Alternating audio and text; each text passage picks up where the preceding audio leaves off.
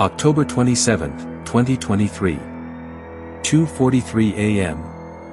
The abandoned Riverside Plaza Mall, a once bustling shopping center in suburban Ohio, now a decaying 1.2 million square foot ghost of the 1980s and 90s.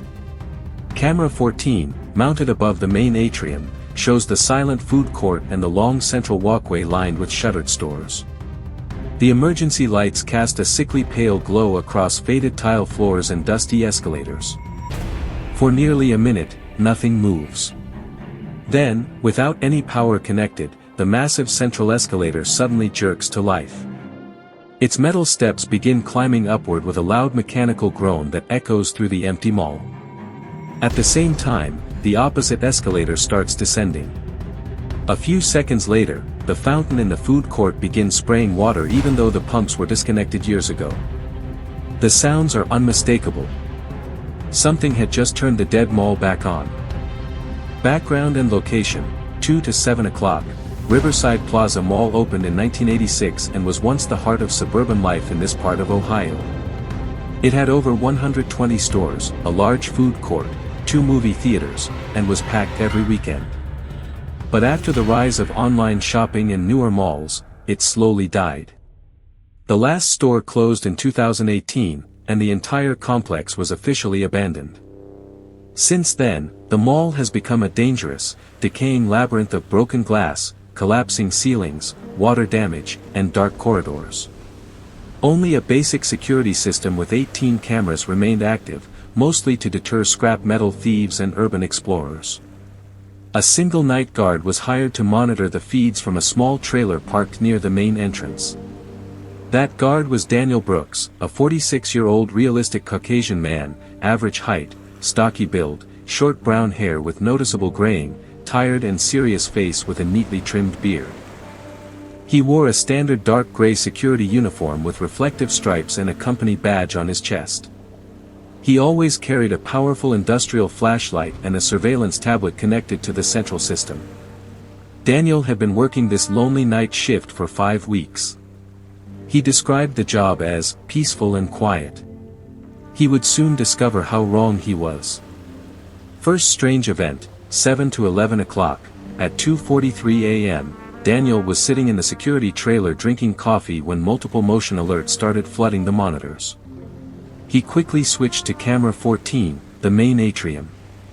What he saw made him sit up straight.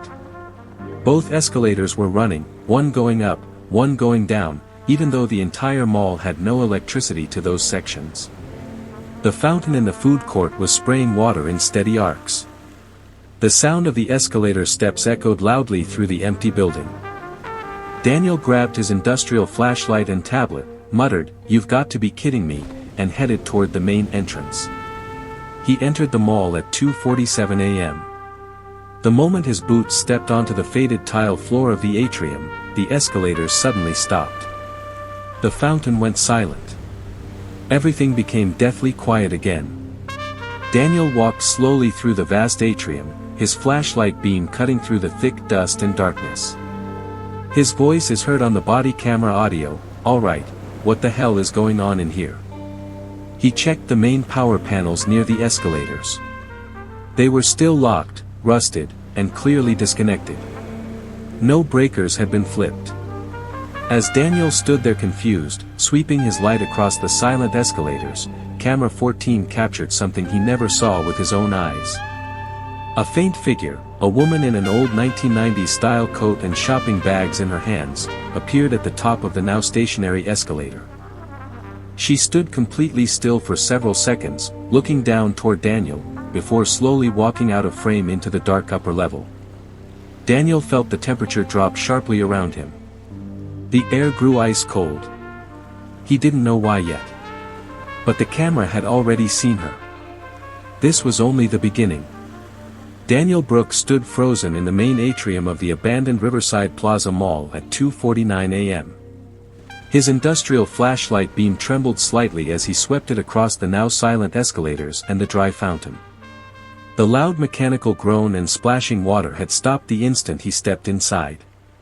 The only sound left was his own breathing and the faint creaking of the old mall structure. He immediately returned to the security trailer and began reviewing the raw footage frame by frame. He exported clips from camera 14 and watched them multiple times in slow motion. Both escalators had been running at normal speed with real mechanical force. The fountain had been actively spraying water. None of it made any sense. Daniel noticed a disturbing technical anomaly. Every time the escalators or fountain activated, there was a consistent 0.8-second delay between the video feed and the system log. It was as if something inside the mall was manually overriding the disconnected systems. At 3:28 a.m., a second major event occurred. Camera 9, located on the upper level near the old Sears wing, captured several faint phantom shopper figures walking slowly through the dark corridor. There were 5 of them, men and women in outdated 1990s clothing, carrying shopping bags. They moved with calm purpose, as if doing normal after-hours shopping. One woman stopped at a shuttered store window and appeared to look at something inside. Daniel watched the live feed in real time. He grabbed his flashlight and tablet and went back into the mall. When he reached the upper level, the figures were gone. But the air felt strangely warm in that corridor, and he could smell faint traces of old perfume and popcorn. Evidence analysis and technical discoveries, 1800 hours to 25:00. By morning, Daniel had compiled a detailed report with exact timestamps, exported video files, and his personal observations. He contacted the security company's technical team. 2 technicians arrived later that day and ran full diagnostics on the entire system. All 18 cameras were functioning normally. No malware. No remote access. The power supply to the escalators and fountain had been physically cut and locked since 2018. Yet the footage clearly showed them operating at full capacity. The technicians discovered one chilling detail: during every activation, the old mall intercom system, disconnected for years, was somehow receiving power and transmitting low-frequency audio. When enhanced, faint voices could be heard, women chatting, children laughing, and a man announcing, "Attention shoppers, the food court will be closing in 15 minutes. The voices had the casual tone of a busy weekend afternoon from the late 1990s. Daniel began keeping a personal voice log on his tablet. His entry that afternoon was shaky: "I'm not guarding an empty mall. I'm interrupting their shopping trip. And I think they're starting to notice me." Escalating strange events, 25:00 to 34:00, over the next 8 nights, the activity became more frequent, clearer, and increasingly interactive. On October 29 at 1:55 a.m., camera 12 recorded both escalators running again, but this time phantom shoppers were clearly visible riding them. A mother and child stood on the upward escalator holding hands. On the downward one, an elderly couple walked slowly side by side. On November 1 at 2:51 a.m., the food court cameras captured tables and chairs slowly arranging themselves as if people were sitting down to eat. Faint phantom figures appeared, sitting at the tables, making small movements as if eating invisible food. On November 3 at 3:12 a.m., the most disturbing footage yet was recorded. Camera 14 showed approximately 15 phantom shoppers walking through the main atrium in different directions. One woman in a red coat stopped directly in front of the camera, turned her head, and looked straight into the lens for almost 10 seconds with empty, dark eyes before continuing on her way. Daniel started refusing to patrol the upper level alone. He began carrying an extra flashlight and recording voice memos every hour.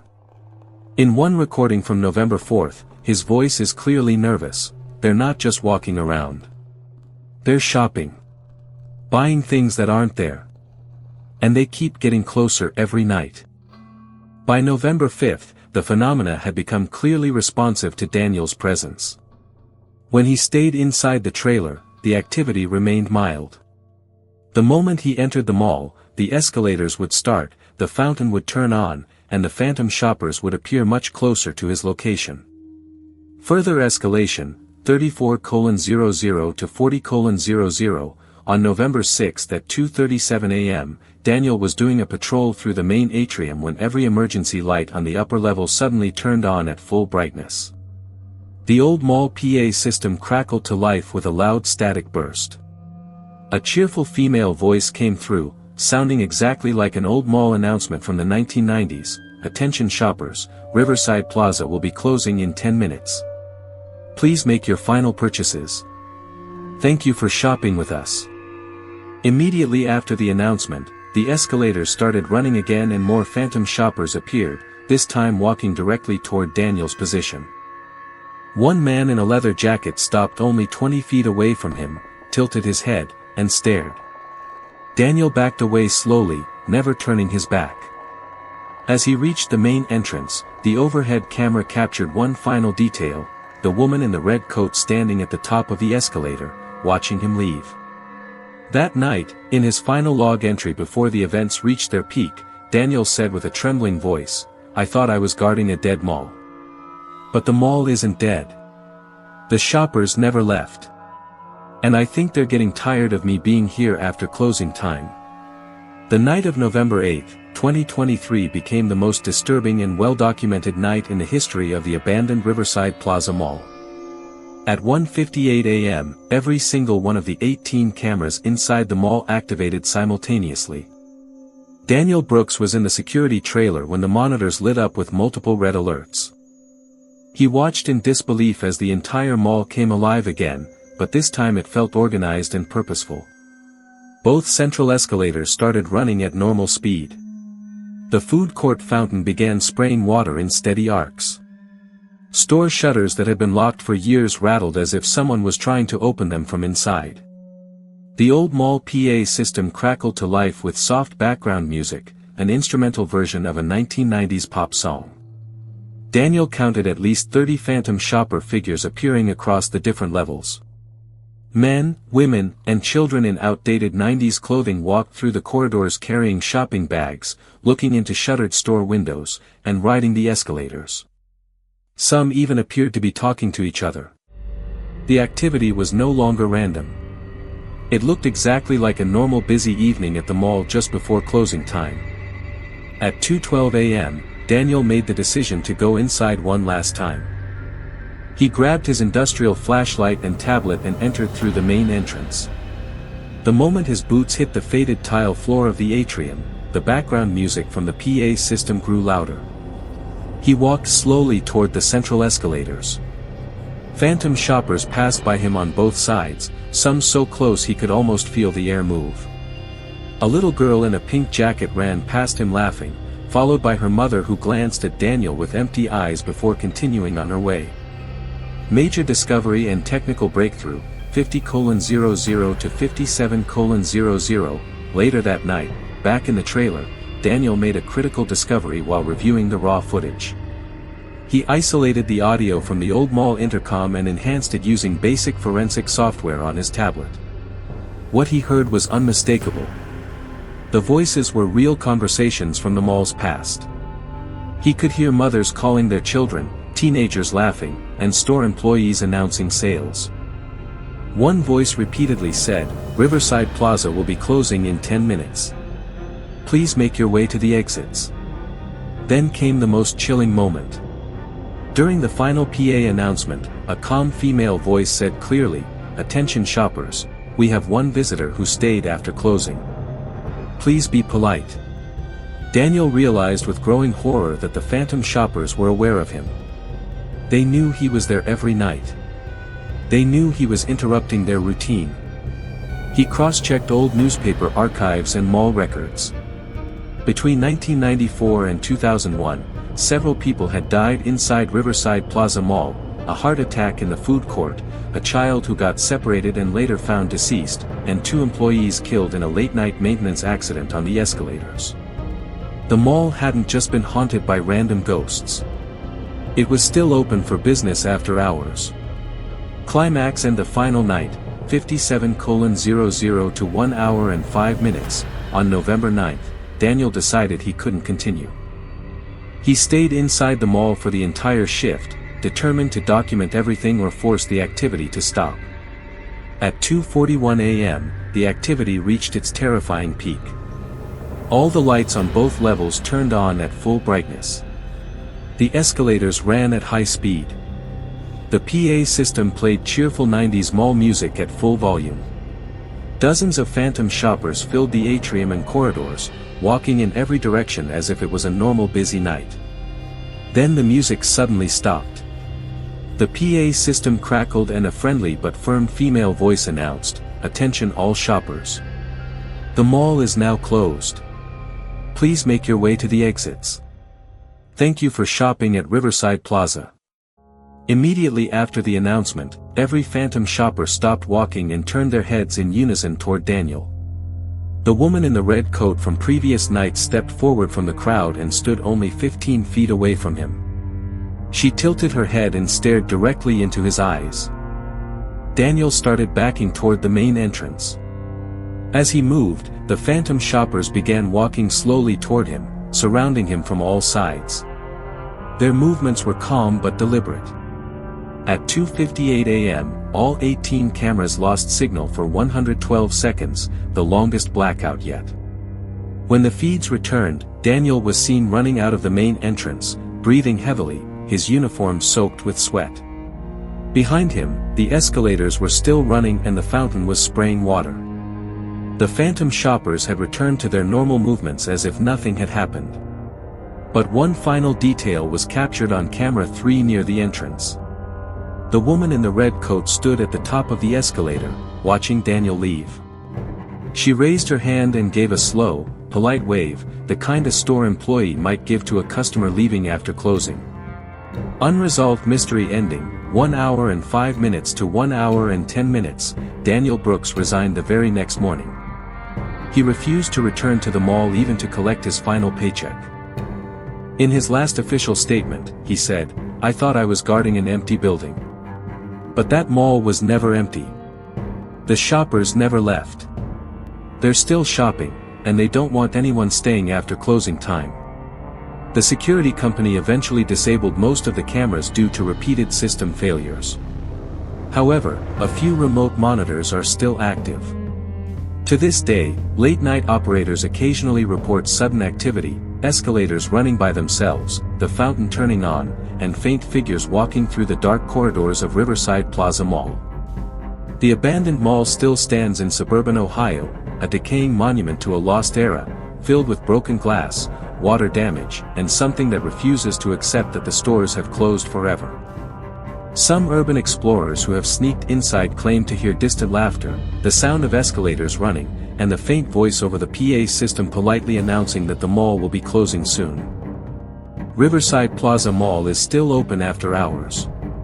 The shoppers are still there. And according to the last logged entry in the system on February 14, 2025, at exactly 2:43 a.m., the same time as the very first incident, both escalators started running again for exactly 47 seconds. Then they stopped.